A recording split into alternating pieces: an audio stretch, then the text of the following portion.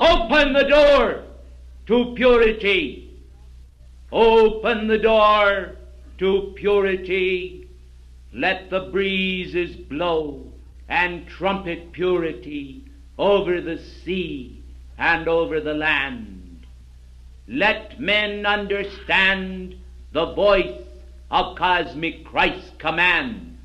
I come to open wide the way, that men without fear may ever say, I am the purity of God. I am the purity of love. I am the purity of joy. I am the purity of faith. I am the purity of grace. I am the purity of hope. I am the purity of faith, and all that God can make of joy and grace combined. Precious one, this day is the day that God hath made, and each day fresh from his hand is an opportunity to express purity, if you will but open your heart and understand that this is the rightful manifestation of the soul of God. So many individuals possess a feeling, gracious ones, of contamination, brought about as the result of the soul's memory of moments when they have not upheld the bonds and bands of purity. We therefore, in our octave of light, long to bring release and relief to mankind whose memories are soiled by the thoughts and the deeds which they have done in a lesser state of illumination, at a time when they did not understand all of the law, or even the portion of the law which they now comprehend. I long then to relieve this day the fears of those men and women who somehow or other cannot adjust to the gentle ministrations of the karmic law. The law of karma, blessed ones, is not intended to act as a lash, to tear apart the soul of men.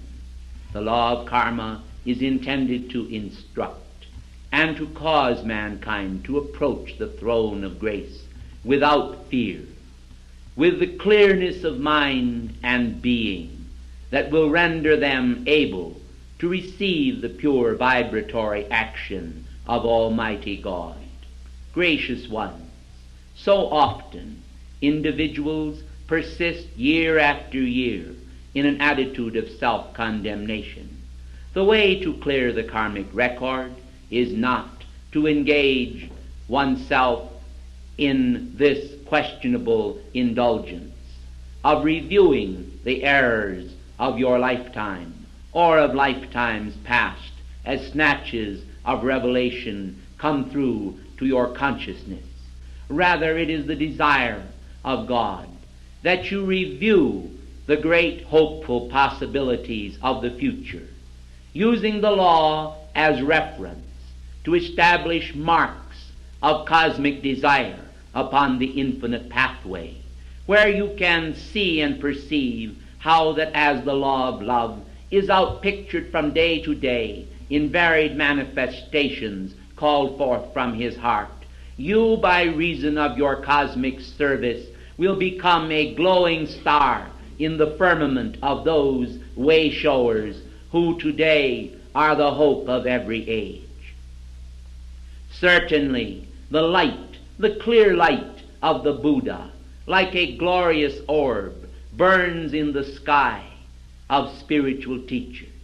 And beside the Buddha, the manifestation of his star, the Star of David, thrills the world anew year after year and brings to the few devotees who offer their all the renewal of hope like a pulsing unfed flame that never will be extinguished. We then, who guard the purity of the universe, are anxious to abolish in man's consciousness the sense of condemnation which constantly evokes these old memories in order to establish within mankind a feeling of hopelessness, so that the same ruts and old patterns will continue to be outpictured, and thus the wonderful graciousness of God will go unrealized, because man, seeing through their own eyes and gazing at the deity, will consider the Most High God as ready to condemn them also. I would reference at this moment the love of Jesus as the woman stood before him, condemned by all those around her for her acts that did not fulfill the Mosaic law. You will recall the Master stooped and wrote in the sand, and then gazed up at her and said, after all had fled, "Where are thine accusers, woman?" And she said, "There are none, Lord." And he spake and said, "Neither do I accuse thee. Go and sin no more." There is always the question in the consciousness of those who are prone to repeat the same errors again and again, that perhaps God will weary of the number of times they repeat this error.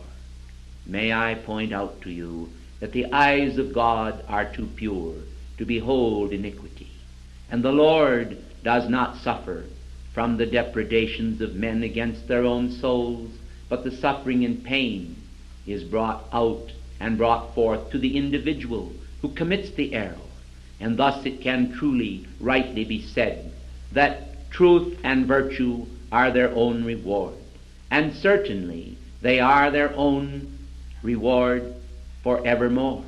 But those who err and outpicture patterns of error will find that this condition also is possessed with a reward for disservice, which is no reward at all, but is the etchings of human pain, mental suffering, criticism by oneself of oneself, bearing no fruit, but often making the heart and mind to be darkened by the concept of impurity.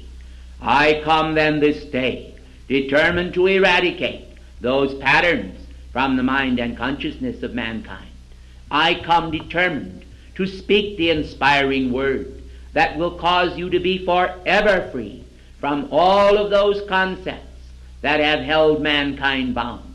You do not know the weight of condemnation, precious ones, or how the manipulators of the world manipulate individuals because of self-condemnation and cause them to suffer again and again and to do the bidding of those who would be masters of men, simply because they cannot come to the throne of grace and understand that God's purity, while it is not for sale, is a glad free gift of his heart to all who yearn for that purity.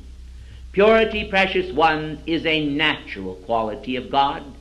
It is a quality that floods the universe, and it is responsible for the beautiful pure colors of the rainbow. It is responsible for the clear color of the water when it flows uncontaminated by mortal discard and rubbish. You see, precious ones, men and women must understand that through their consciousness flows, through their own mighty I Am presence, and through their higher mental body, or Holy Christ Self, the unbroken stream of God's pure energy, referenced in the book of Revelations as the crystal flowing stream that flows before the throne of God. This is the stream of God's own purity, and it can never be contaminated in the spiritual levels of life, the contamination always occurring as it passes through the nexus of mankind's consciousness, where it is misqualified substance by reason of the impurity lodging in the consciousness of those who ought to understand how that God is not impure, and therefore they ought not to be either. You must understand, precious ones, that the purity of the Christ, which is fairer than the lilies themselves, was a purity of consciousness, and you ought to aspire to that purity even as you aspire to be like him. To be like him is to be possessed of his purity, and to permit his purity to possess you. You cannot have it a one-way street. It must be a two-way street where you participate in the purity of God, even as He invests His energy in you. When this mutuality of expression, this great cosmic togetherness of your heart with God's heart takes place, it is impossible that the barriers of impurity shall remain in your life. And therefore you may take note and understand, whenever there is the appearance of impurity in your consciousness, that this ought to tell you of the great need to press your heart directly to His own beloved heart and absorb the emanations of His purity. Just as mankind have danger signals upon this planet, alarm systems to warn them when conditions of danger might occur to the planet itself or to buildings upon the planet. There are horns, precious ones, upon your cars and vehicles to warn those who may be in the pathway to stand aside. Then understand that there are also signals which mankind ought to take note of when the forces of shadow and darkness would enclose them round about by finding some means of obtaining entree into their consciousness and thus perverting or subverting that consciousness from its balance of purity to states of criticism, condemnation, and judgment of others or of themselves. This type of manifestation is but an entering wedge which often leads to great episodes of unhappiness, completely contrary to the law of your being and the power of your own mighty I Am presence. Understand then, blessed ones, that if you release yourself to the very God of gods by a determination to express His purity and a determination to abrogate all of the effects of past wrong sowings, you will be taking the first steps that will enable me to come into your world with the mighty divine presence and give you of my momentum of cosmic Christ purity that will help you to sweep aside all those seemingly intangible manifestations in your consciousness which are ever so tangible in providing a hindrance to you, those weights which beset you on every hand and prevent the full manifestation of the resurrection and ascension flames. You must comprehend, most gracious ones, how that individuals are often mere puppets in the game of life. They do not recognize that the power of God is always pouring forth the full purity of the Godhead. But simultaneously with this release of mighty assistance from on high, the negative forces of the world, which you dwell in so frequently, are also releasing their substance of earthly impurity. Mankind then are caught in the jaws of this situation, and because of mortal ignorance, mankind are often captivated temporarily by the tremendous waves of unhappiness which seize them when they realize that they have erred. David of old did take note of the situation and say, I have sinned. So many individuals have spoken to God, and in their prayers they have said, Lord, I am not worthy. I call to your attention how they are using the power of the I Am to claim unworthiness, when by a simple twist of reversal they could say, correctly so, regardless of the appearances in their consciousness, Lord, I am worthy of thy purity. I would have thy purity surge through me in a great cosmic burst to remove from the screen of my mind, my thoughts and my feelings, every appearance of human vibratory action and all that is impure in substance, thought, or feeling. Replace all that right now with the fullness of the mind of Christ and the mind of God, the manifest power of the resurrection spirit and the ascension flame, that I may enter into the holy of holies of my being and find the power of transmutation taking place to free me forever from all discord that ever has manifested in my world. Precious ones, when you do this, when you enter into this spirit of purity, there is an action that takes place which tends to relieve you as though you had performed a service of violet fire that lasted 10 hours. And by this tremendous manifestation of purity invoked at your command, you can have the full benefit of the cosmic flame of Christ's purity active in your life to assist you, together with the violet transmuting flame, in finding your freedom in this day and age. And when all is said and done, precious ones, although you often are mindful of the group and collective consciousness of those with whom you are associated, whereas you identify also with the nation in which you live and the planet upon which you move, it is ever so essential that you understand that you are an individual door to the very heart of God, and it is absolutely necessary that in the final analysis, you and you alone shall pass through that doorway, for no one can pass through that doorway of cosmic Christ purity for you. No one can attain to the manifestation of eternal victory and righteousness. Therefore, I urge upon you that while you are mindful of your brothers upon the pathway and seek to serve them according to the tenets of the brotherhood and the teachings of the lords of Samaria, of the holy order of the Husamarians, that you will also bear in mind the need to be aware individually of the great stream of purity that is your life and can never be requalified by another, in so much as you are solely responsible for that manifestation.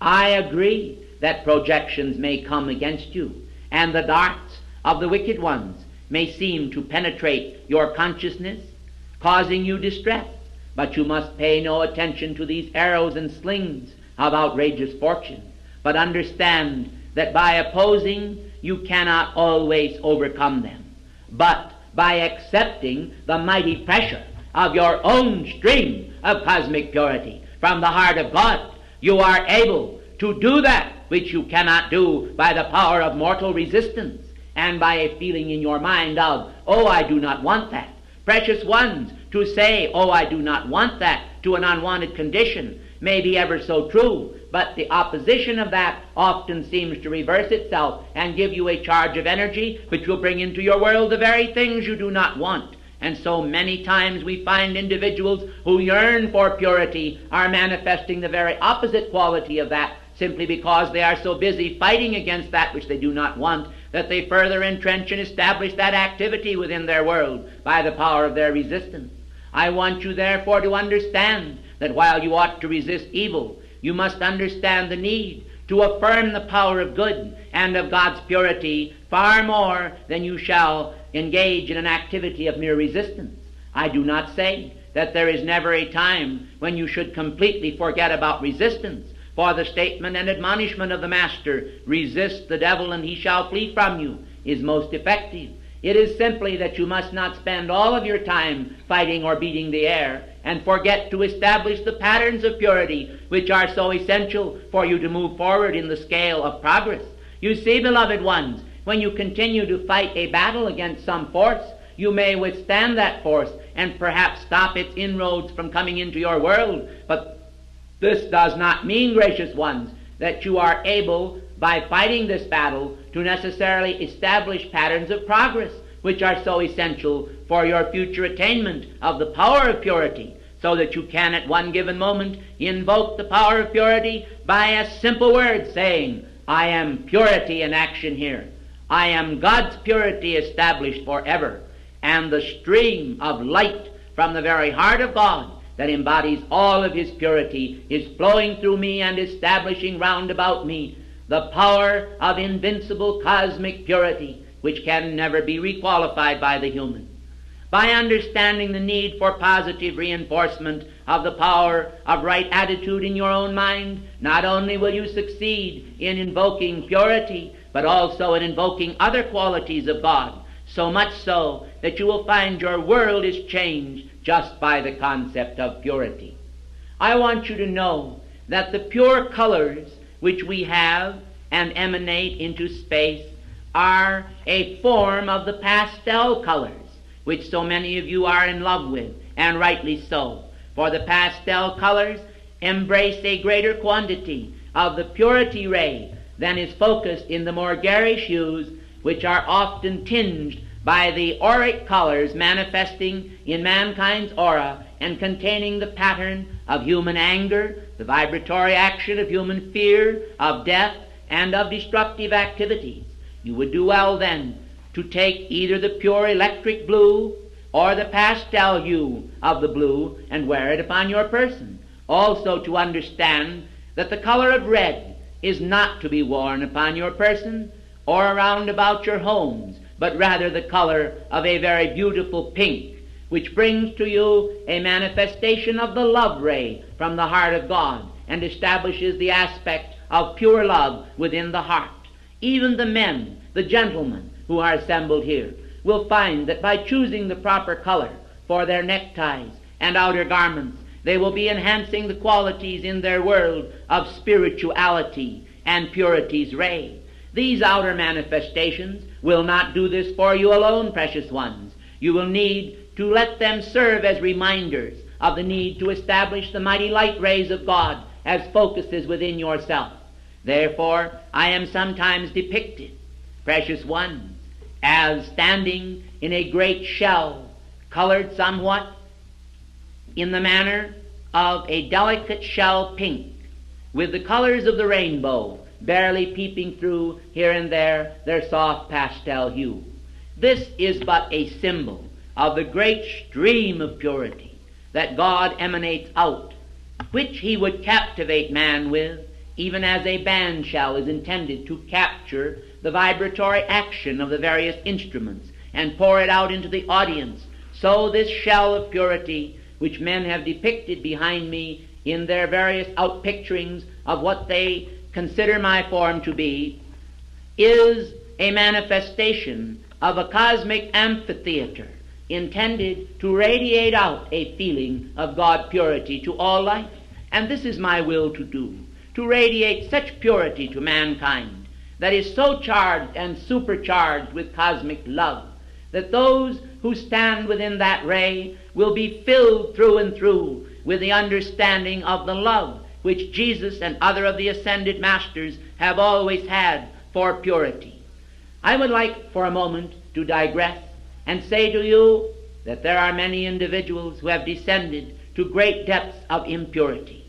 And when those individuals have made their way back from those cesspools and sewers of human thought and feeling, back to the place where they are able to feel the most comfortable radiation of God's purity, the gratitude that floods their heart is almost simultaneously identified with the gratitude that men feel when they are in a state of consciousness which you call a nightmare, but which in reality is a manifestation of astral substance in their world, and then the individual escapes from that dream trance condition into the world of outer physical reality. How often, blessed ones, individuals have expressed gratitude to at last be awaked and not trapped and snared in the vibratory action of those conditions of trance which resemble sleep, but which in reality are astral states of horror, which cause mankind to suffer greatly and be afflicted because of their experiences in the astral realms. Shun these conditions, blessed ones, and understand the need whenever you experience them, if you do, that you must make more decrees to God for purity before you pass into the realm of sleep and into the arms of Morpheus. For you must understand that sleep ought to be an occasion for recharging the vital pure energies of your being. It ought to be a time when the batteries of human life can be literally filled with the purity of the divine presence, and it is necessary before you fall asleep to establish some pattern of upward rising, elevation in consciousness that will lead you by the power of the sacred fire to find those pathways of cosmic penetrability where the spirit of purity can sweep through your finer bodies while you sleep and leave you the blessedness of the childlike ascended master consciousness. This consciousness is so sweet and simple and is indeed of the kingdom of heaven. It is so pure and godlike that it is almost a replica of the consciousness of God himself. This may come as a great surprise to you, but all of the intricate patterns of the universe, precious ones, are composed of the simple geometric expressions which God has actually manifested in triangle, circle, square, parallelogram, and other geometric forms. It is the combination of these forms which makes the complexity of life, and therefore mankind must understand that the Godhead is simple in manifestation, but complex in its diversification.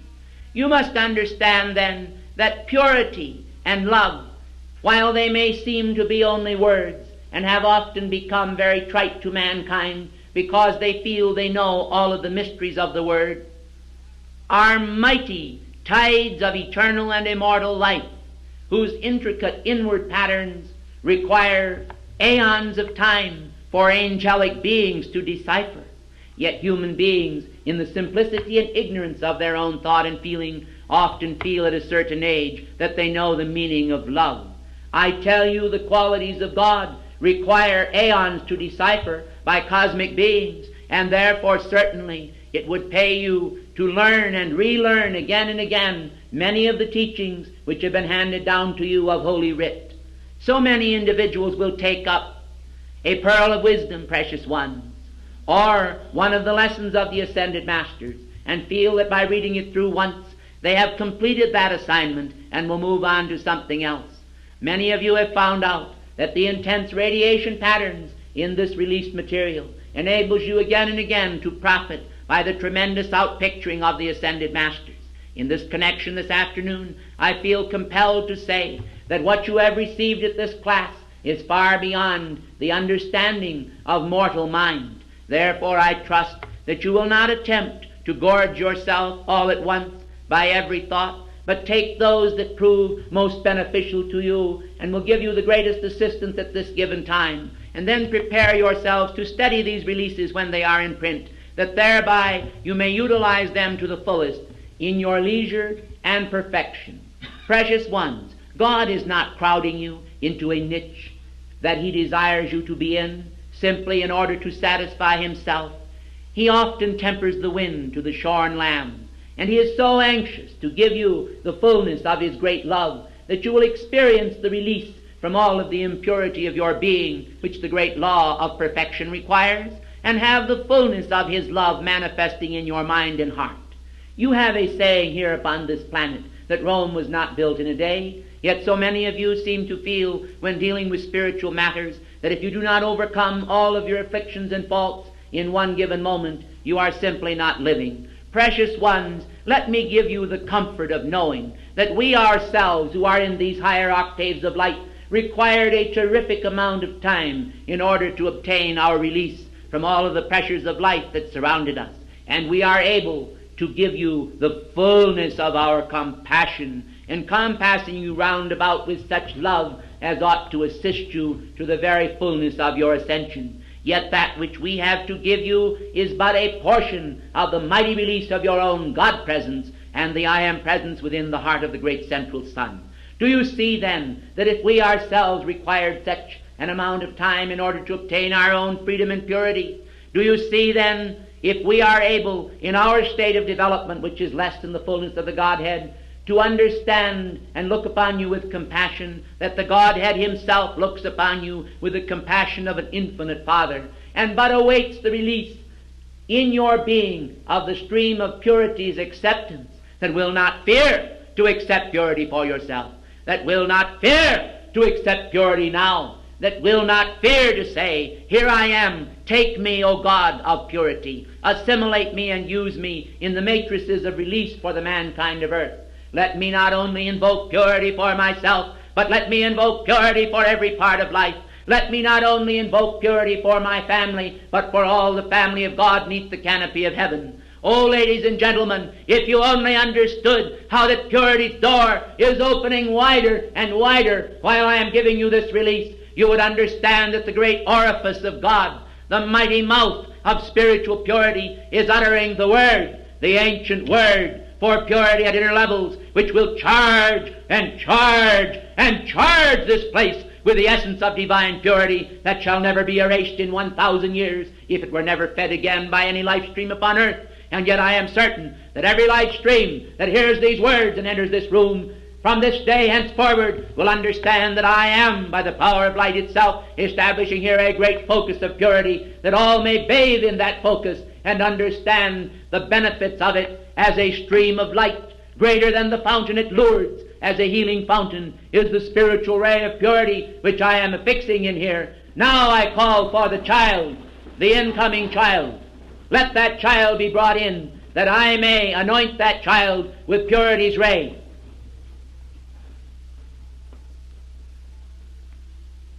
O Mohandas, thou who wast martyred for the sake of thy great love for purity, I anoint thee by the power of my ray, and I say thou shalt be a pure fountain to the earth, to give the love of brotherhood to mankind, and to establish forever the flame of infinite love. I christen thee in the name of cosmic purity, Aaron Lynn Prophet. So do thou go forth and perform thy service to all mankind. Be thou a focus of purity's flame, and let the earth bow before the flame of purity within thee. I am the goddess of purity, and thou art surrounded by the cross of my white fire purity forever.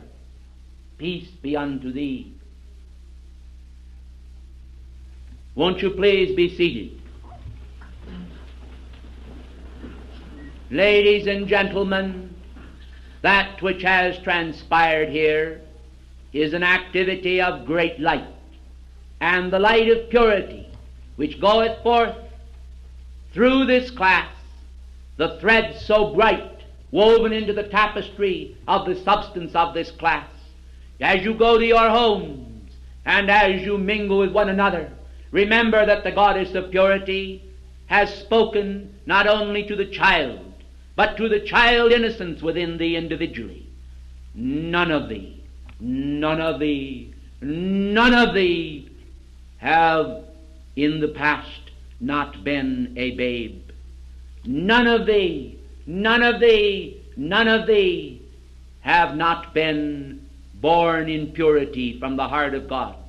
None of thee, none of thee, none of thee can say, thou wast not bathed with God's stream of purity one day. Therefore all that has transpired between the innocence of thy beginning, the childlike substance of thyself upon thy mother's knee, and upon the knee of thy cosmic mother, can be forgotten by the soul that is within thee. Wherever thou goest, then remember that thy angel of purity is with thee, and therefore as thou goest to thy homes, to those of you who are here in physical embodiment, I give an angel of purity to go with thee throughout all eternity, and I convey this angel of purity to thee, commending to thee the memory of thy immortal soul in all of its eternal loveliness, the garment of light, the garment of God purity. Ladies and gentlemen, as the goddess of purity, may I wrap my arms around thee with the flame of my love for purity. May I wrap my arms around thee with my hopes that thou wilt understand God's purity. May I wrap my arms around thee forever with the foreverness of the Eternal One, and know that as a sun, purity is expanding tonight all over the world because of this activity of the opening wider and wider of the door of universal purity, the means, the shining pathway back to the heart of God. Ladies and gentlemen, I seal you then with the kiss of Christ's purity upon the substance of thy soul.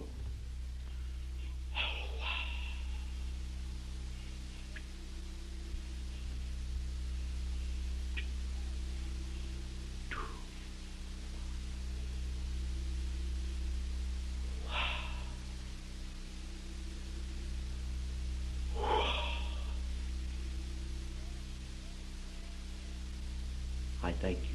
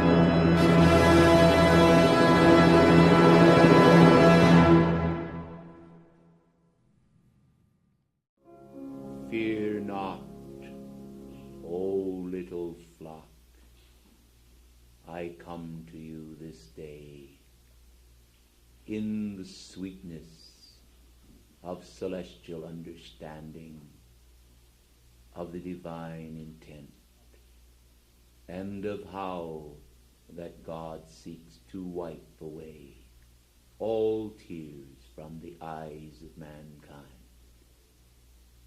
and remove from the heart its fear of all conditions. But I am a teacher of righteousness, and this day I must set aright misunderstandings about the great law and its impact upon mankind. Blessed ones, I am the Good Shepherd.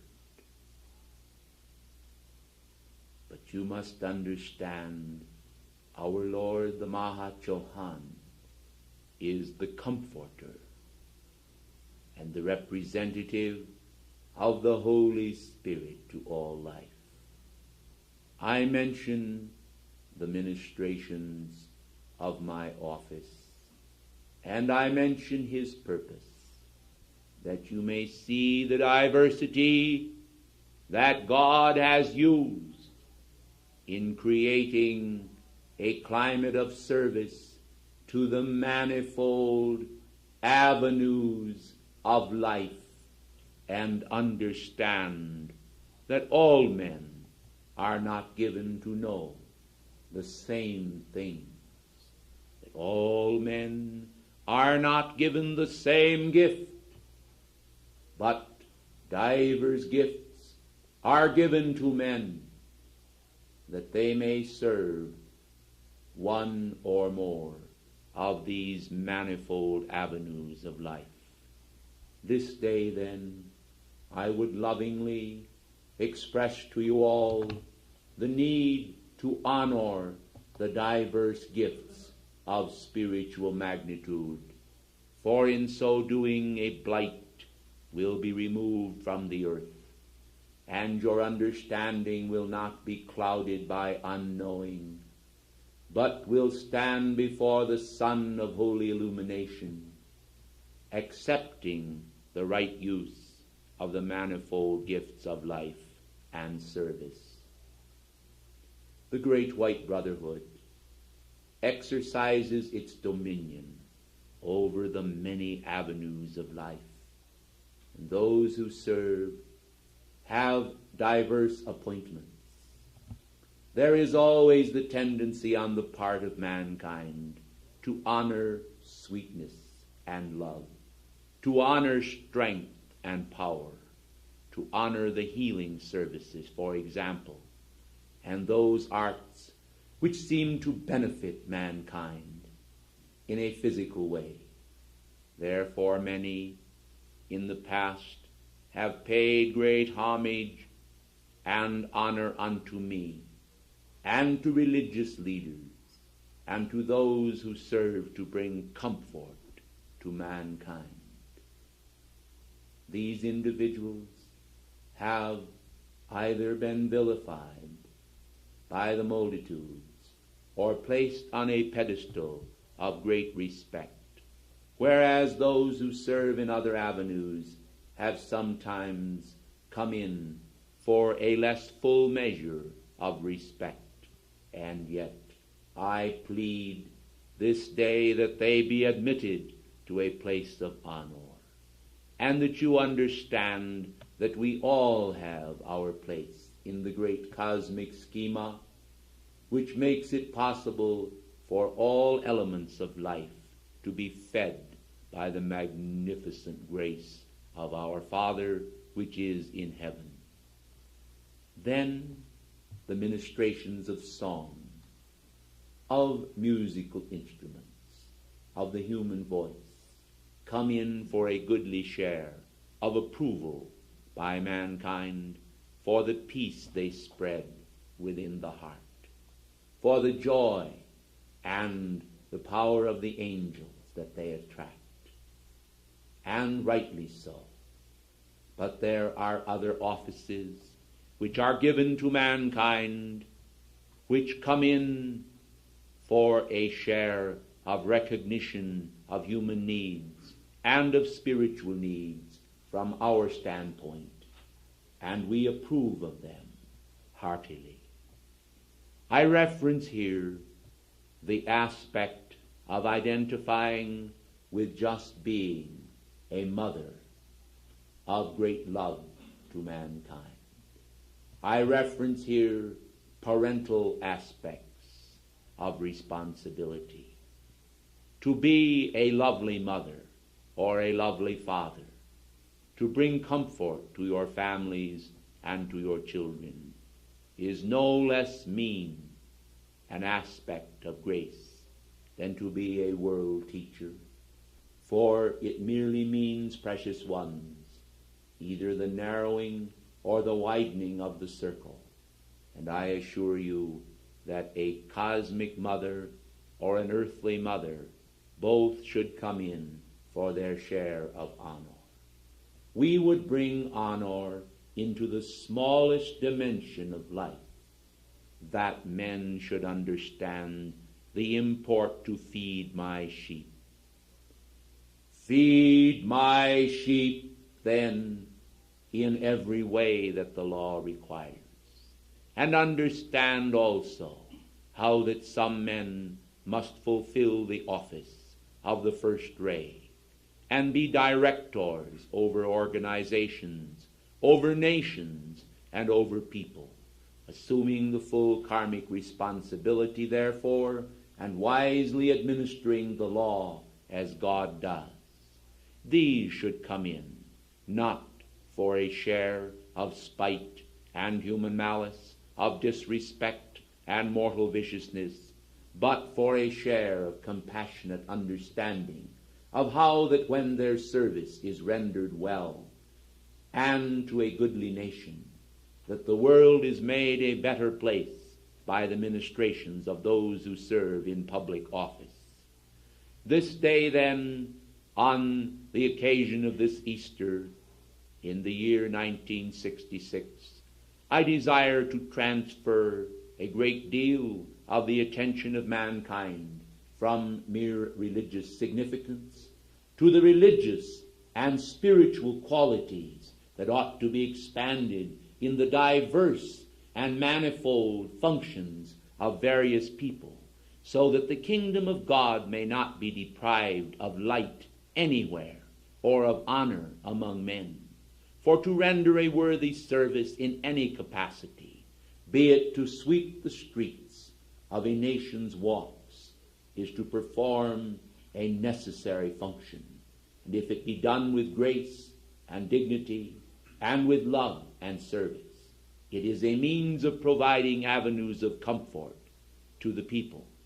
And we are concerned with the fact that men should understand that those who serve in offices such as we do, to make known unto mankind the highest spiritual teachings, are in our own way only performing that which we must do because we have been selected and have elected to serve, to make God known unto man. But God can be made known unto man in many ways and in diverse offices. And thus the halls of learning, the homes and families, the political centers, the manufacturing centers, and all of the kindred and multiple duties of mankind can be enhanced by Christ's radiance and by awareness of our Father who art in heaven. This day, then, as I make my compassionate plea for understanding and recognition of all the many little offices that bring comfort to life, please understand that we are not asking you to remain always fixed to the seeming little or small, and we are happy to have you aspire to be a world savior yourself, if you wish, and to render the service which we do in time to come. But you must learn to master well the little task that is given you today, that you may be fitted for the greater tasks of tomorrow. And if your dimension be narrow, it can be widened by the admission of God's love in greater power to render a greater service more efficiently and with the depth of understanding that would indeed honor a saint. When you do this, you bring God down into the realm of the small and tiny, and it is no longer a mere room empty of all joy, but it becomes enhanced by our Father's love, and the love expands, and your soul expands with it until the glow ray of God and infinite compassion is spread abroad over the native soil, over the earth element, and over all things which God himself commands, saying, the earth is the Lord's and the fullness thereof.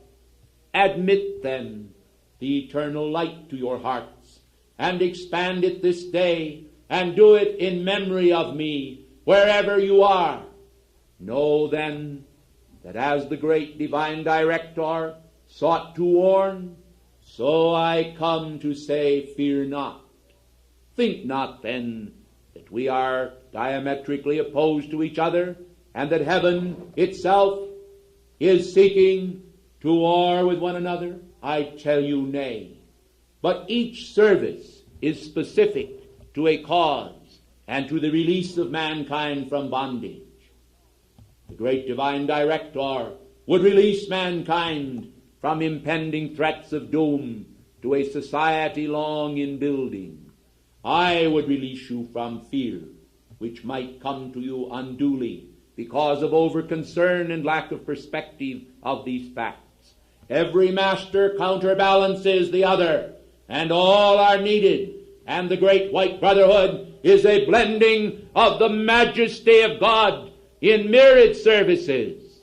You require healers, and you have them. You require teachers, and they are there. You require spiritual leaders, and they are here. And you have need of those who serve. I spake long ago unto Martha, and I said unto her, Mary has chosen the better part. Today, your beloved messenger Elizabeth, who is the re-embodiment of Martha, is with you, now choosing the better part, and to render her service in this day. It is never too late, precious ones, so long as the spark of life is there and hope, to change the course of your life and to fill it with immortality until your cup is running over with such joy that in the sharing of that joy the world is blessed. But it is not to merely honor my person or even to honor my victory that I ask you and bid you do. I ask you to honor the potential victory of yourselves. For as you would honor me, you will keep my commandments. As you would follow me in the regeneration, you yourself, as living examples for this age, will do me the highest honor to emulate my work and service. Some of you may choose otherwise, and choose to imitate Paolo Veronese, the ascended master, Paul the Venetian. You may choose a pathway of divine art. Some of you will choose music. Some of you will choose journalism and to bring forth words of comfort and understanding. Some of you are interested in the security of your country, and you may decide to serve in those avenues. Despise not the avenue of service you have elected to serve. If you desire to change that avenue of service, do not feel that it cannot be done. It may be done, blessed ones, but not through the power of man's despising the work that he does, but only through his acceptance of honoring that work and that service with divine dignity. Thus shall he bring joy into whatever service he renders, and make it easier for him to change into a higher walk from that which he presently is engaged in. I have desired this day, then, as a world teacher, to impart to you some comprehension and understanding of the need to recognize the myriad and diverse actions and activities of the Great White Brotherhood, of the various masters, and of those disciples here on earth who represent them. In this teaching is a key to certain freedom to yourself.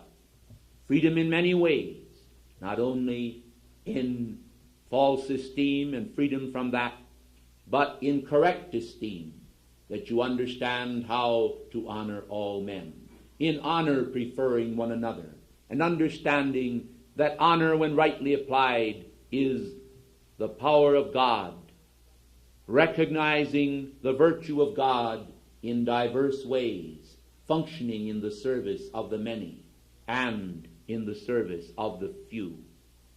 I lovingly then place my arms of understanding of this around you, and I trust that in this embrace I shall impart to you this day a greater love for one another, that as you love me, you will keep my commandments, that as you love me, you will love one another, that as you love me, you will love life and feed my sheep. I thank you.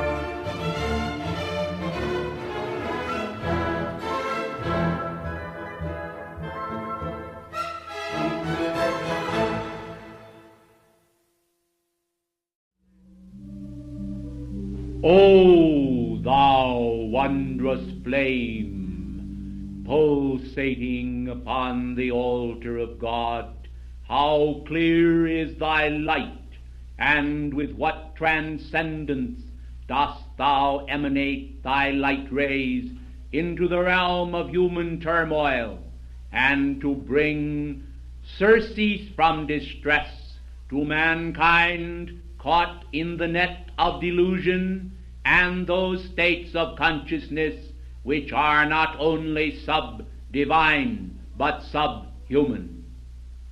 Gracious One, the light of God that never fails, saluteth every heart, and in the awareness of the Father's love demands of life repayment for all debts, that the bestowal of infinite compassion upon the hungry ones may be made, that they may drink of the water of life freely.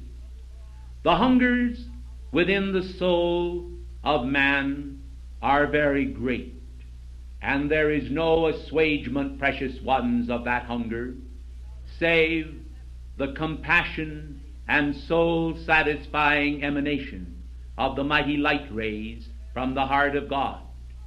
When human distress seems to take its toll, it signifies to mankind the need to reverse the course and to find from the hand of God and the powers of light some assistance in overcoming those outer conditions which seem to assert themselves at the moment when they are least expected, and cause mankind distress in what otherwise would be a moment of triumph. Individuals often say, "Why am I struck down in my moment of triumph?" Why indeed, precious ones? In order that the soul itself may be filled with the grace of God. Bear in mind that God resisteth the proud, but giveth grace unto the humble. It is necessary then that human triumphs be short-lived, in order that men may pursue worthy goals. Goals that are transitory in themselves can never satisfy the immortal power of God and the infinite love that framed the universe. As men draw nigh unto God, they are willing to relinquish more and more their hold upon the mundane. But as they hold on to the mundane, they are willing to relinquish more and more their hold upon divine ideals. It is a fact, precious ones, that wherever your affection goeth, wherever your love is pointed, there go you. And when your love is misdirected into transitory realms, you will find yourself, through the power of mortal attachments, again and again suffering the pains of heartbreak. But when orientation is made to the eternal ideals, it is a cutting free from all those subdivine levels of comprehension, and a deliverance for mankind into the octaves of light, where the soul may function free of mortal limitations and enter into the joy of God. We know full well what pains there are to the flesh itself, and that to which the flesh is prone and prey to. We understand, for we also have worn mortal garb as ye do, and we know that at times the burden seems, when borne by human thought and feeling, to be almost impossible to be lifted, and it is as though it would tear apart the soul of man and split asunder body and spirit. Yet it is never the intention of God that is manifest in these moments of strain and stress. As your own beloved Saint Germain, precious ones, has told you again and again, it is the sense of struggle that makes the struggle. And when you let go and permit yourselves to enter in to the divine consciousness, paying no mind or heed to outer conditions, you are taking the first step to your freedom, and the step that, if it were irrevocable, would assure you entree into heavenly domains. But because the law of God and the law of love is never compelling of itself, but permits mankind to exercise free will, individuals who have begun their course pointed toward the light from time to time by reason of mortal discouragements and listening to the voices of mortal negation, will turn from the appointed course and the pathway of light back into old channels of surfeited mortal longings. In these experiments, if you can call them that, men and women are often dashed, as it were, against the pricks of life, and not only disturbed in conscience, but in consciousness. We then, who function in the higher domains, are determined that we will not be drawn down into a seething mortal vortex, into the volcano of human affection, but we are determined rather to function from the realm of the sacred fire, where the light of God runs its appointed course and is able to establish those permanent epochs of freedom which are the divine attitudes of grace shared by the ascended host and cosmic beings as the mighty tide of infinite life. Oh, how grateful we are for the release that accompanies the touch of infinite love to our beings and makes us aware by the power of mighty surges of affection from the Godhead of how that God, in his infinite affection for us, is constantly caring for us and raising us up into new dimensions of service, new dimensions of opportunity, and new dimensions of comprehension. Oh, precious ones, There is no ultimate anywhere in the universe except in the ultimate God. In the Godhead there is the ultimate, incomprehensible wonder of His love, never defined, for to define it is to lose it. But to accept it, as you do the air you breathe, with thoughts of gratitude and praise, is to amplify the power of light within the domain of yourself until you can feel the mighty currents and surges of infinite fire as the lifeblood flowing through your veins. Your spiritual body of service then becomes energized by cosmic rays and by the power of transmutation's flame, firing your spiritual ambitions and entering into a God determination within you to the very fiber and core of your being. This is an activity of cutting you free from outer expressions and those binding factors that have never in all eternity given you your freedom and never will. You must understand that your freedom is from the Godhead, and your freedom is the manifestation of the spiritual power and dynamics of life manifest within your thought and feeling world. So long as you are rooted and grounded in mortal longings and in the desires and affections of the flesh, and have turned your back, as it were, upon the infinite longings of Almighty God to teach you His law and to exalt you by His power, you will find that you will suffer and experience a series of ups and downs. One moment, because of the touch of the divine hand, you will be projected into realms of exaltation, and another moment, because of the downward pull of the energies and the ties to lower aspects of life, you will find yourself drawn once again into the vortex of human emotion and thought, into the vortex of human feeling. And thus, as a roller coaster going up and going down, you will experience these changes of altitude, of spiritual dimensions, which will not give you the peace which you crave and which you long for, and which is the lot of those saints who have divested themselves of mortal longings and have found only comfort in the divine.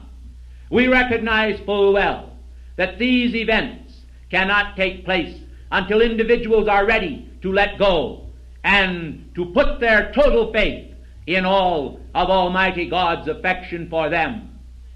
Thou wilt not leave my soul in darkness, nor suffer me to see corruption.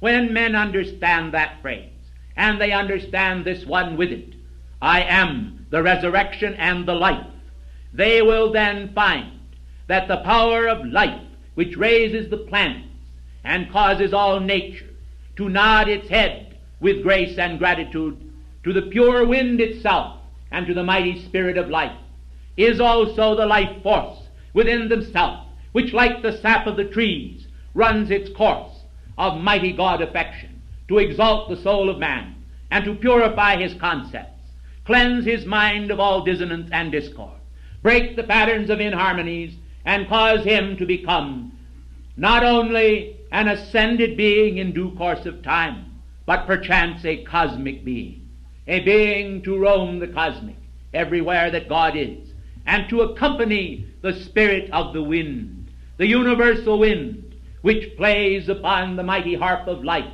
as cosmic zephyrs, and enables the music of the spheres to emanate the peace and harmony of God everywhere. You do not understand at this moment what it means to stand back in space and gaze upon aurora borealis, to see the play of the affection of God as fingers of light caress the infinite harps of universal love positioned in space. You do not know what it means to witness and behold great cosmic beings moving through the interstellar spatial highways, expressing gratitude to one another as they pass, and shedding forth beams of love which, like a comet whose tail sweeps the earth, causes mankind and all life everywhere to pulsate with a divine feeling so much higher and so buoyant that mankind can scarce realize at this point in their evolution what it means to enter into the joy of God. The joy of God is not a contradiction to the joy of men.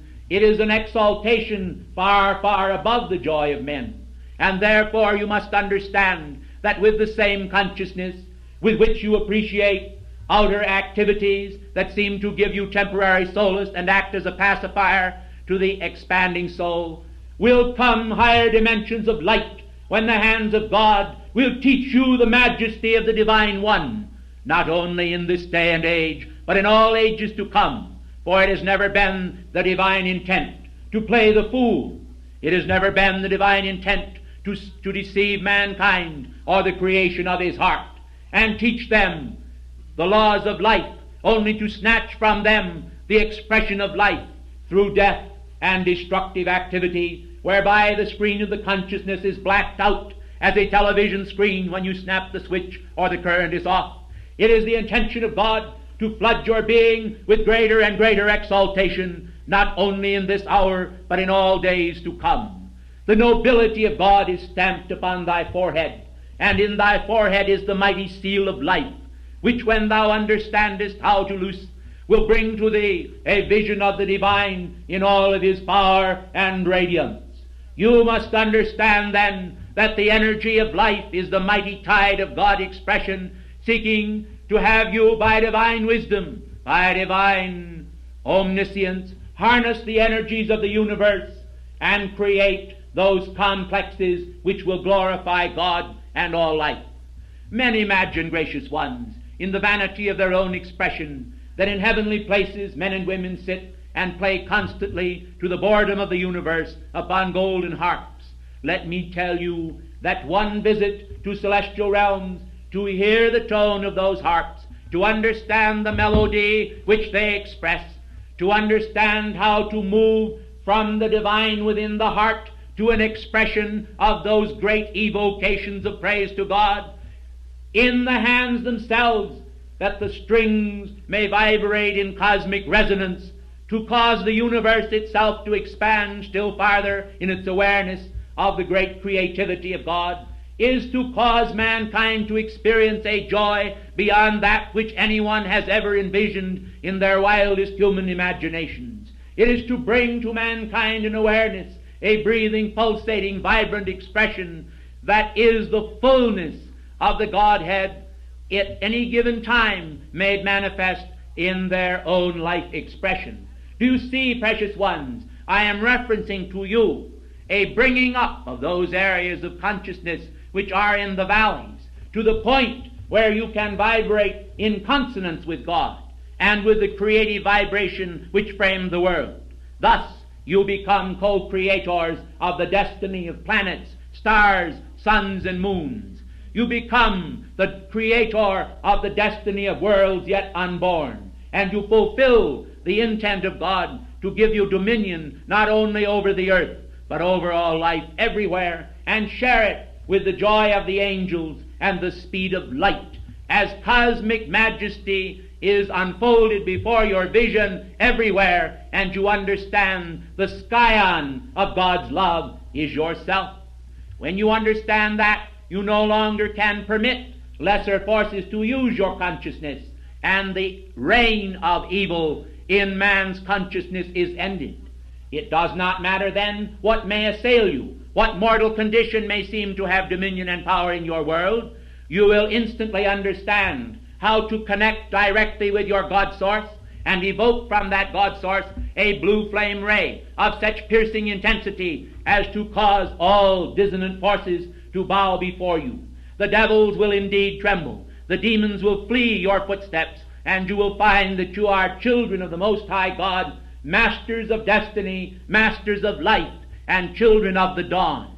I come to you then this hour to make you aware of the perils of the earth and the children of the earth, who by their constant irritating expressions do generate in elemental life those manifestations of human discord which manifest as flood, as famine, as discord, as unrest among peoples of continents, as poverty, as affliction, as distress, as confusion, and as a loss of love for one another.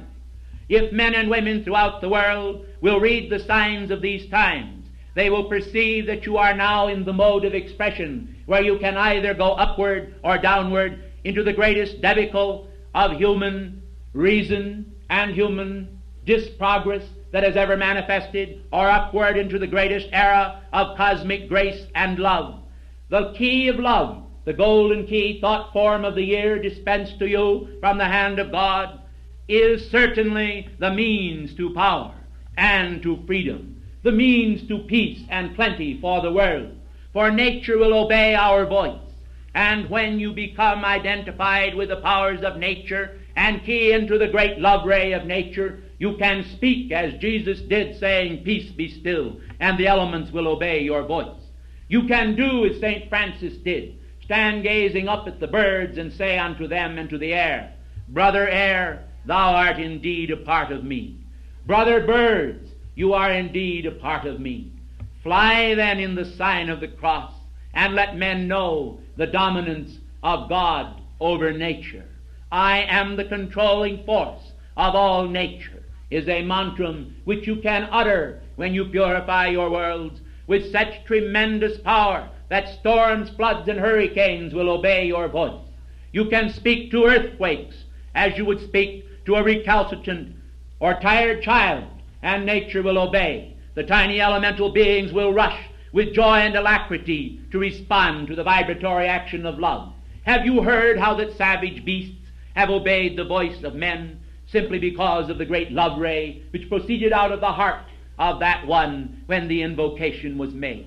Understand then that a great intensity is required, and the love which must be focused within the domain of mind and heart is not an ordinary love such as you imagine. It is not the mere summoning of mental power whereby you have a feeling of love, but it is an entering into the infinite rays of compassion from God's own heart, that you be plugged in to the great human divine dynamo. And I have referenced here human first, because that creation which is born here is the first creation, which is the creation of man, the first Adam that must come into action in the individual world and then become the divine.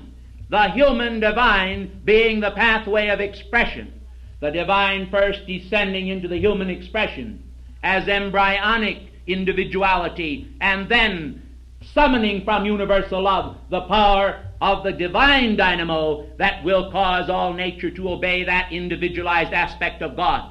Now I know that perhaps some of you may have thought I erred when I made that first statement, but I wish to hasten to assure you that even this messenger was for a moment startled at my expression. But now that I have explained it, he understands exactly what I am referencing, and he understands that there first must come into manifestation the physical form, so that individuality may achieve its pathway of expression here below, and then be raised through the power of Christ's attitude until the supranormal manifestation of divine cosmic control vested in the individual is totally made manifest there, and that one has entered into the very heart of God, and God expresses joyously through that individual aspect of himself, raised now out of the density of human magnitudes to the divine magnitudes which are the full expression of God. I say to every one of you, you ought to snap your fingers at all human folly. You ought to snap your fingers at all human vibratory actions that have held you in bondage and slavery for so long. And you ought to say to that power, you have no power. Your day is done. You must now obey the voice of the Holy One of Israel. All that which is real about yourself, and no longer hearken to the voice of that which is human dissonance and is not real at all, but only a figment of your mortal imagination. This accounts for the times that come to you occasionally, blessed ones, when you seem to be experiencing a feeling of unreality, and you ask yourselves as to whether or not you are in some form of trance or hypnotic state. You ask yourself what is occurring that is causing you to feel so weary and so wearied.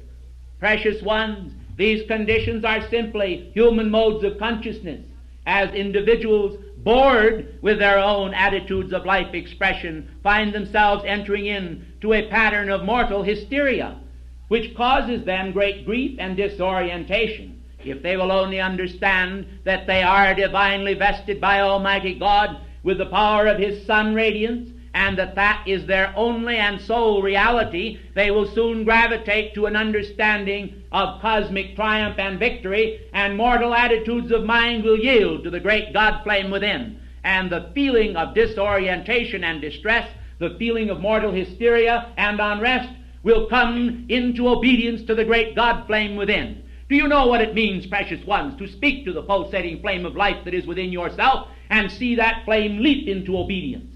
Well, precious ones, hitherto the flame itself has provided the energy for negative expression which you have created, and you have actually, according to a mortal expression, permitted the tail to wag the dog of your manifestation, and you have functioned in human dimensions to your own hurt and to the hurt of your fellow men. Now the day is over.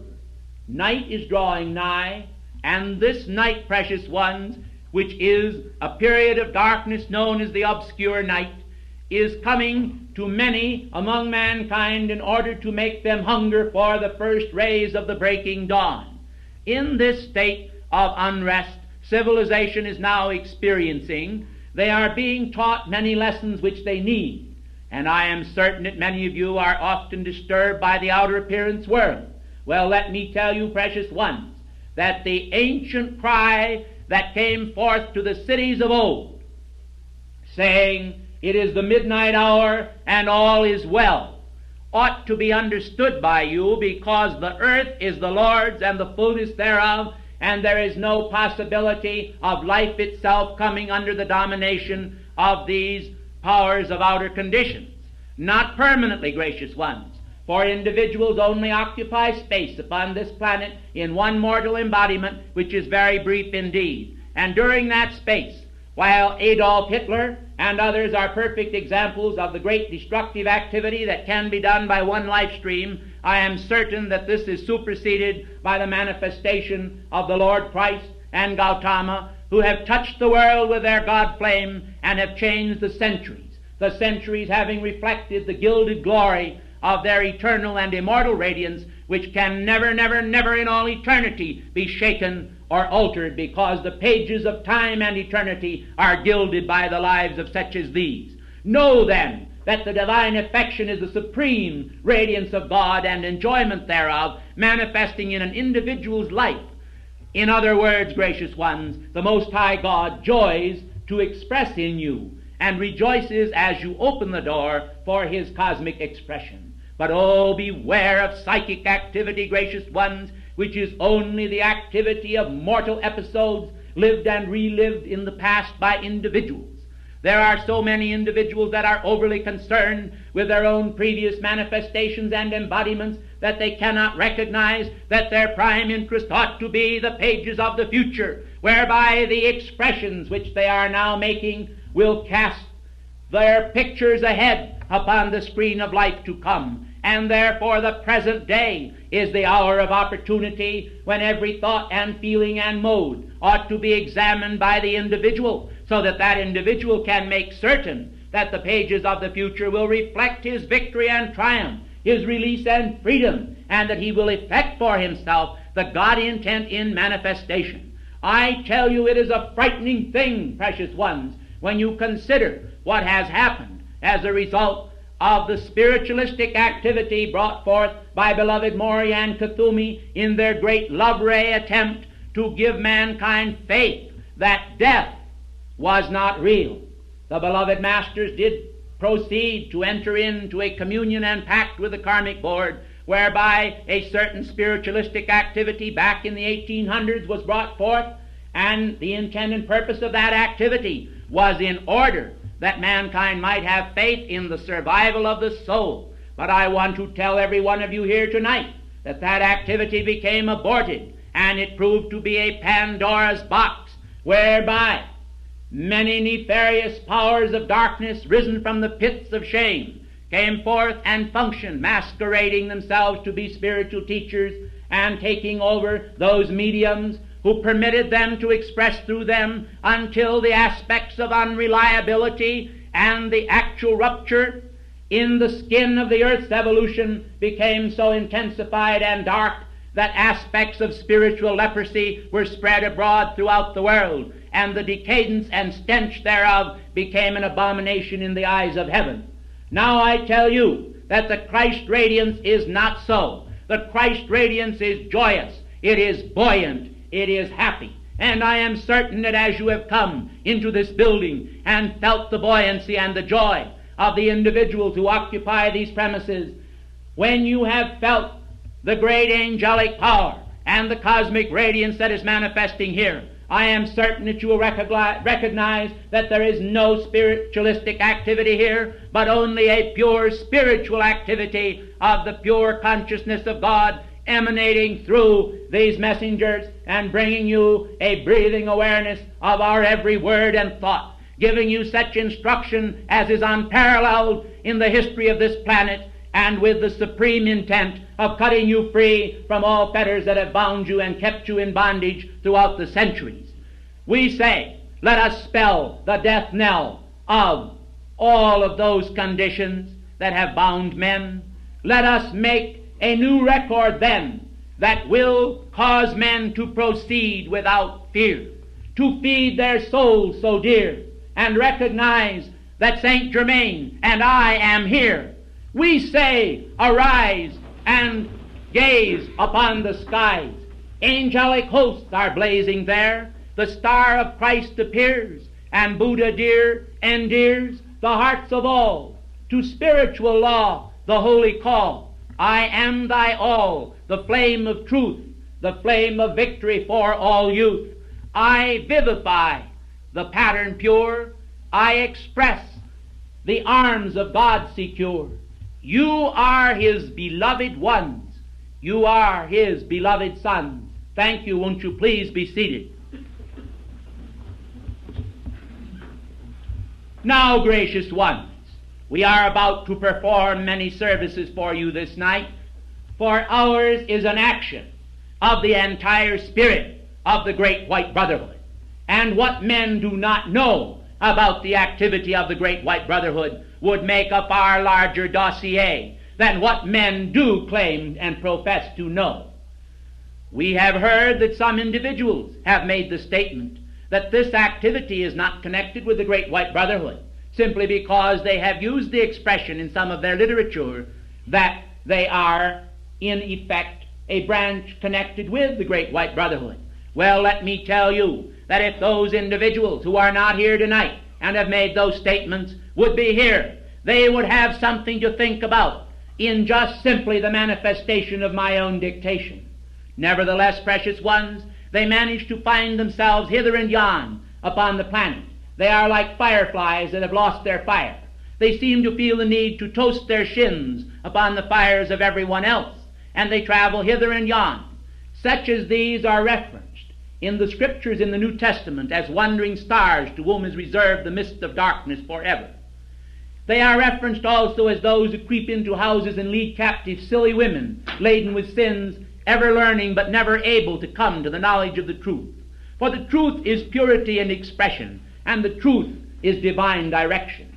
Men must understand then that the great God flame within themselves was given to them for a purpose, to utilize its energy for simple, sensual pleasures, repeated century after century, without attention upon their divine source, is a waste indeed of the precious ointment of life. It is a pouring out of that ointment upon the dry sands. It was pointed out to you earlier, and you must understand then that the similes we bring forth and the metaphors of which we speak are symbols to quicken in consciousness among you all awareness of the infinite love that God bears for you all, so that you yourselves may have ample opportunity in time to make provision for your own heart flames, to expand by your own directed will, consciously directed from within yourself, because of the great hunger you feel for reunion with the divine spark within. What a pity to neglect the divine spark and pay attention to all the other fireflies that are flitting around the world and saying, "See me, see me, see me, I am great." This, of course, is easily unmasked in our octave, for we instantly see the vibratory action of the human who desires to make of himself a cosmic display, and usually burns himself out with one grand exertion, only to have to summon energy for centuries to pay for the great conflagration and display of fireworks which he makes over his poor sagging ego as it seeks to divest itself of feelings of guilt for its own treatment of life in the past by bolstering itself in one given portion of time in order that it may flit before its fellow men to exhibit to them its own foolishness and lack of cosmic perspicacity. I thank you, ladies and gentlemen, for your attention upon my words, for vanity is the name of man, and vanity has brought him into bondage through all the centuries and always will. But the power of God, the power of the consciousness of which I am, will make mankind understand the power that I can do all things through Christ who strengtheneth me. Therefore men will understand the need to summon from their own divine presence the power of God's will, so that his will reinforce sagging mortal will and intensify the action of the divine soul in man. Then good will flourish, and the garden of the Lord will also flourish all around you. Suddenly you will find that in the midst of the Garden of Eden, the Eden within, from which the word hedon comes, and hedon or a hedonist is one who loves pleasure. There you will understand then is the full measure of cosmic pleasure. And you will also understand that within the garden springs forth the tree of life, and you must actually partake of the fruit of the tree of life, which is God. God's life, expressing through you, will bring to an end all human discord and human patterns, but will cause the life force that has inhabited those patterns and robbed you of energy to spring forth and bring forth simultaneously an activity of cosmic service right at the same time simultaneously, while you are bringing forth great assistance to the evolutions of the earth. I have often functioned simultaneously on two dimensions, seeking to give mankind the fullness of that spirit of accord, which we in our octave call concord, with the Eternal Father's purposes. For the spirit of divine concord is the spirit of infinite compassion that like a whirlwind will transform the consciousness of man. Therefore I caught a thought from this audience, oh, but the way I have lived. Well, let me tell you, precious one, it does not matter how you have lived before, if at this moment you will call to me and say, beloved great divine director, all that has gone before, I wish to abrogate.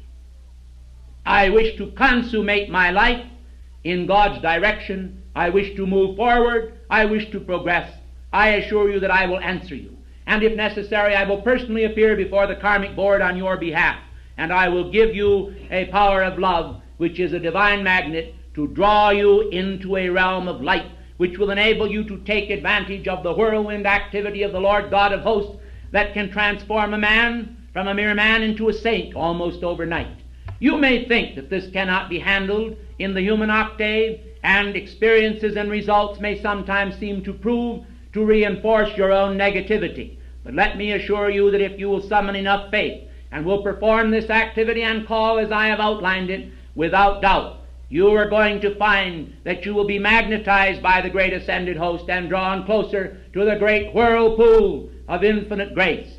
You will be taken down into that and immersed in that activity of the sacred fire. And you will find, as St. Paul did on the road to Damascus, that the scales will drop from your eyes, and your former vision of yourself will change, and you will realize the divine vision of Almighty God. Oh, the road to Damascus is very wonderful, precious ones, for it speaks to mankind of the great cosmic Christ, and the words, Saul, Saul, why persecutest thou me?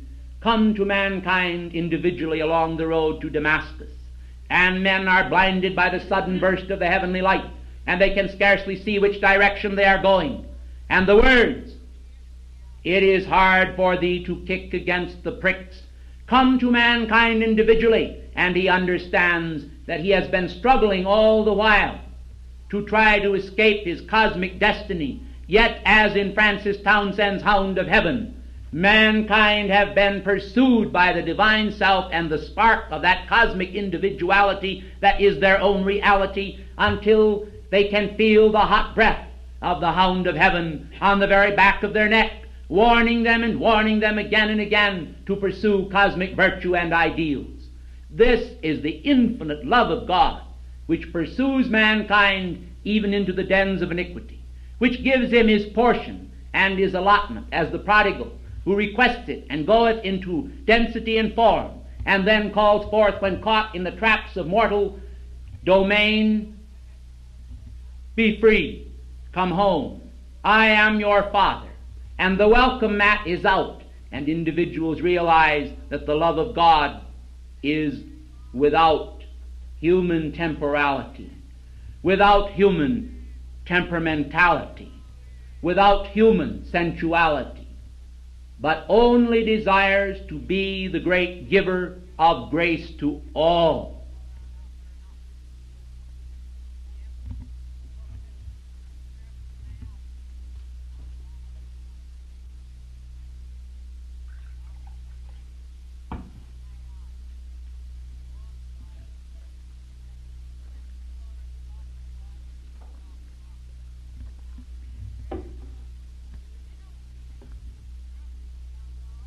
Gracious ones, over the world a pall of darkness hurls itself. The dangers of the world at present are certainly before your consciousness. Consider the perils of this age. If you are able to survive the fearsome aspects of mortal battle, if the world is able to keep its stability and to keep from hurling the frightful powers of atomic energy upon one another, then there is the peril of the youth of the world and the discord which they are manifesting. If you fail to be destroyed by the jaws of atomic energy, then there is the destruction of civilization by the acceptance of dialectic materialism by the youth of the world. Therefore the peril is very great, and I cannot disabuse your minds of that, try as I would. For the die has been hard cast in human consciousness. Thus I speak to the remnant upon this planet. Thus I speak to the remnant who respond to God, and I say, yours is the portion of the spiritual Israel. To you the promises ancient and untarnished are given. To you is the path of salvation that will make of earth a heaven. I urge then that you understand the need to uphold our precepts. I urge you to understand the need to uphold this activity by light and an action of light, by holy prayer, by virtue externalized in you as God cares for you and loves you through and through. I urge you to understand the need to extend His power and pressure of light to the world with God's speed. There is no time to delay. I tell you, this battle is more than just a skirmish fray. It is the intent of hordes of darkness, terrible to witness and behold, who seek to enslave all that is noble, all that is gold, wisdom from on high. They seek to plagiarize and terrify, to cause mankind to hold the sense of fear, to die. Let me tell you then, the cosmic egg is born. The cosmic egg is born. The cosmic egg is born. And new universes seek expression then. Let not this one fail because of sinful men. For purity from God, a ray of brightest hue, illumines too the understanding few, the mighty power of ancient age, the power of God that manifested on Lemuria's page, that caused Atlantis to rise so high and understand the depth of God's wisdom then so nigh before the fall. And yet the priests of darkness there did bear a feeling of oppression which filled the air and caused mankind to forget the need for prayer and held them in a bondage terrible and and frightful in all of its outpicturing of human discord and negativity. The rumblings of that continent were great, and the spiritual powers of life withdrew. But, O gracious ones, let not this age become so wretched and in such despair, but let all men understand the need to care for brother and for sister everywhere. One great host of light I make tonight of all mankind. I see them as made of holy substance pure, God kind. They are the children of the sun. Each and every one beholds the radiance fair of God, of Son, of holy angel there, entertaining the spirits of universal love. They yearn to know the hopes of God above. They will not turn from Word of God so rare to hear the bondage, discord, jangle of mortality in ear. They seek the Word embodied in themselves, lost now many a century past. They seek to expand that voice within, to their hearts, the deity to clasp. I am thyself in action here below. I direct the mighty tides of energy to flow.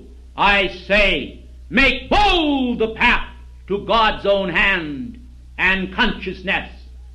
Let not the power of mortal reason stand to rule. This makes of life a human fool. Rather, pass thy consciousness on high, and hear the deathless spirit of thy God say, neath my rod I quicken sons anew. They are the flaming few, who in every age will rejuvenate the screen of life with vibrant figures bold. They are the few who have within their hand and hold the key to freedom and to peace.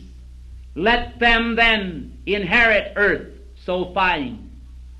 They will the souls of men refine. Enter thou then into the joy of thy Lord.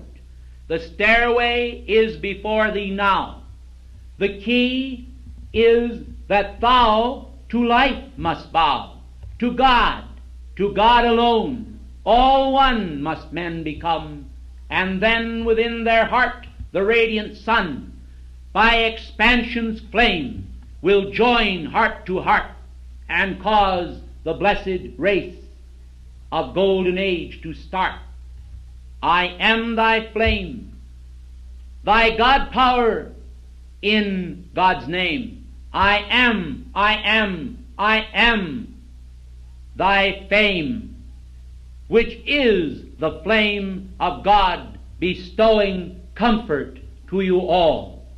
I am the power of faith for which you call. Make bold my way, let nothing now divert.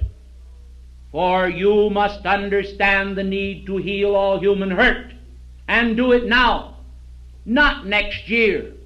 Tomorrow's sun may never come for thee, if you fear to do his will for all eternity. Make vow now then, and see the way that's clear.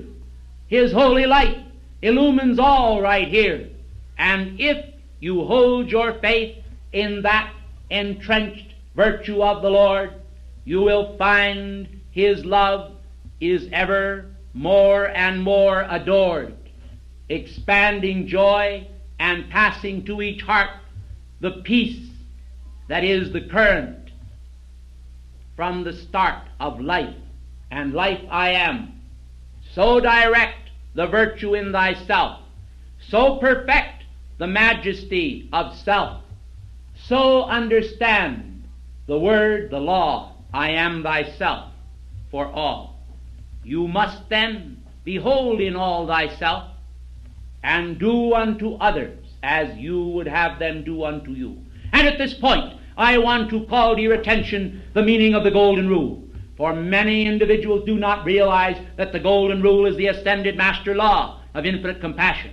They do not understand that that was the simplest expression which could ever be coined by the ascended masters, and that it was released to the earth, and is the full measure of cosmic perfection for every heart when practiced, and would release mankind from the need for courts of law, whereby one individual does bring another individual before the court and hail him before the judge, because there is no compassion in their heart to reach one another in an agreement that is just. Do you see then the need to shake from your garments all your earthly dust, and bear confusion now, almost a spite, that you may win the cosmic fight? Love God, love men in his image pure, but love not that which makes them so insecure, for that is evil, energy veiled before the face of God. Let lightning power from his heart shatter that veil and rent the veil in twain. Thus you shall not live your life in vain, but make each moment count for God. Mileposts along the heavenly road will flit by, and as time passes, you will know you cannot die, for you are so God-identified that God could not desert you if he would. This, I hope, will be understood. And in that faith that makes you one with God, you will come lovingly beneath his rod and say, O God, take me. I am thyself, I see, and I must needs to be thyself in action fair. All else is vanity's expression there. I want thee more than all the world. I want o'er my head the Christly banner unfurled, for I am thy child. In all the world I am thy child. Where'er I go, down here below, thou goest with me. By my side thou walkest. Through my voice thou talkest. In my heart communion bright shows me ever new delight. And in the scenes appearing there I see the wonder of a future fair, not as men have thought 'twould be, but as it is. All this I see, not just in time, but in the future. All that one day all shall know. Precious ones, although I had a great epoch, a revelation to bear thee this night, because of a certain activity of certain individuals who feel a certain weariness, I will defer from releasing that information, hoping that the disappointment of those who came to hear this revelation will cause the individuals who brought this about to correct the wrong thought pattern in themselves. And if this be done on another occasion neath this sun, I shall make a prayer that all may hear my voice without fear. You are all God's children. Be not weary in well-doing, for you have often in times past given your energy for a more foolish purpose than to hear my word. But for the sake of a few whose devotion is exemplary, I wish to assure you that much revelation on what I have already said can be imparted. But I will say this one word to amend my statement before. I will say that there is great danger to the world at this moment in China, there is a great activity taking place there, not from the divine level, but from a level of the black magicians who have enslaved the world many times in the past. The activity in China is a terrible threat to the people of America, and the intelligence branches of this country are not aware at this moment of that which I speak. The threat is so dire that only a short time ago this messenger stood here and, acting from higher direction, made a call which saved America from destruction. Now then, once again, the forces of darkness are marshaling themselves to attack the children of the light and to destroy the pathway of freedom that America is. This peril can be, must be averted from your nation and from all the nations who love freedom. But it means that you must, one and all, do all in your power to intensify the vibratory action of that which the ascended masters have called for. There has not been nearly enough sacrifice made by the people for the divine purposes. Individuals have again and again thought selfishly of their own temporal life from day to day, and they have considered what they should eat and what they should wear, and they have ignored spiritual garments and spiritual food. It is up to you then, who are illumined, to be the examples for this age, by your activity and its devotion, by that which you shall do in God's name and for His purposes. You are the last and the best hope of heaven for mankind. I trust that you shall keep the eternal light blazing without fail over the earth. We guarantee you that we shall respond to your calls. We shall take note of every activity that you do for the light, and never shall we fail to ignore those calls when they come from a gracious, loving heart with a full intention of bestowing upon mankind the fullness of divine grace.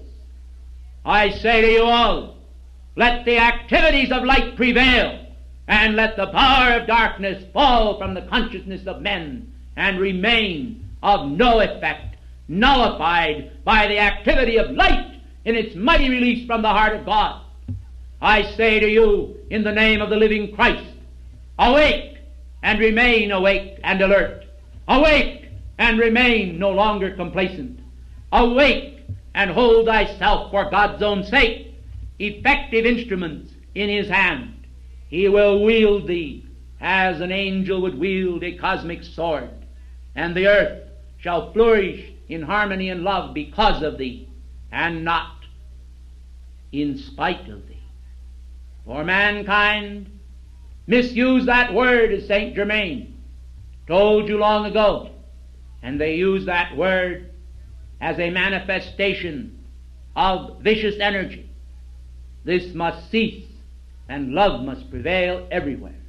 For love is indeed the key that unlocks the doorway universal, the great golden door, which was referenced in Emma Lazarus' poem within the Bartholdi statue of liberty. Let liberty prevail! Let freedom assail the bastions of man's density! I thank you.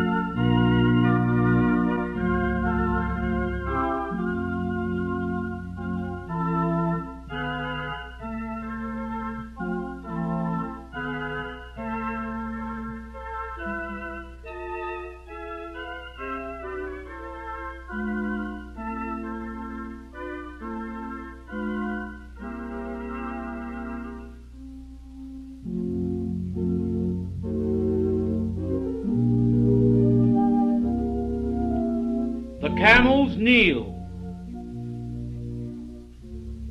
The joy bells are ringing, and in our retreat at Darjeeling, the love ray is singing the melody of infinity, directs the heart to rise. The melody of infinity is beamed from holy sky.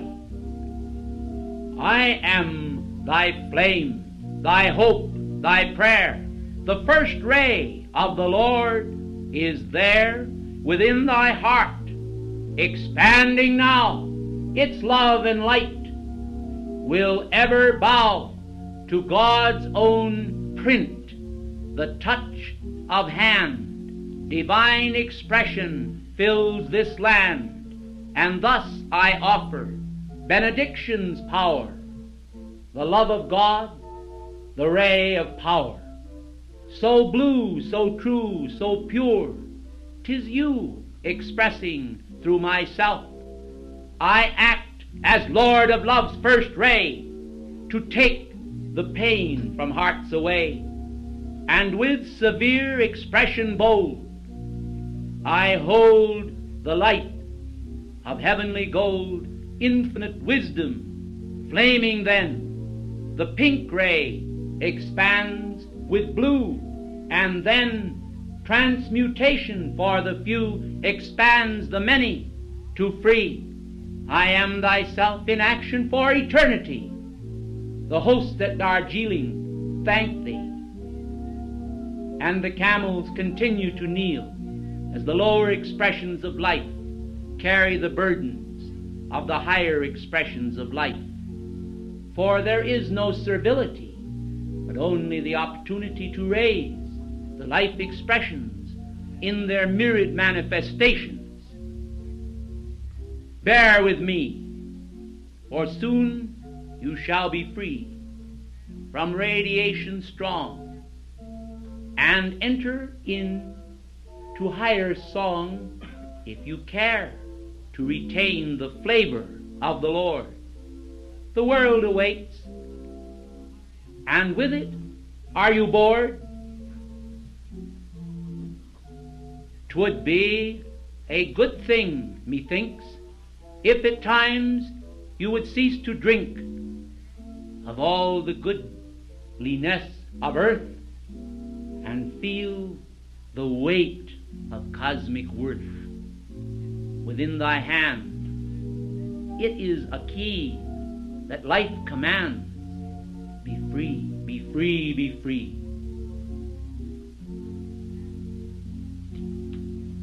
O thou great divine director, majestic were thy words. We are grateful for thy presence in the universe, and for the courage which like a lion did express a roar of worlds afar. Thou didst inflame our heart as radiance flooded from thy star. Come now and benediction make. Let earth her vanity forsake, and take the joy that is the Lord's, to be adored forevermore. O presence great, divine self renew our covenant for the sacred few, that the brotherhood in white may take delight tonight by initiating many of these blessed chelas into the octaves of power and peace and service, bold, made for God, the ancient one of old. Free mankind from fear and every tear, and let them know that God is here, His love is near, His flame so great will triumph make for all the expressions of the Lord. Grace, grace, O grace adored. I thank thee, and I call forth the benediction of the holy seven Kumaras upon all that are here. As each flame is extinguished upon this altar, a flame shall rise a measure high within every individual in this room who will believe and receive this message that shall chase all gloom and make them know that God is here and know the way to cast out fear. Watch then and behold and see how God will be to thee, not only now but for eternity. Accept the flame within thy heart that makes a new and fresh start. Right now, accept it. As I extinguish this one flame, a pulsing fire surges through thee in God's name. And when the 14 candles rare have flashed their fire through thyself right here, you shall know a freedom for this hour. Whether you hold it or not will be determined by the power of your intent to hold it.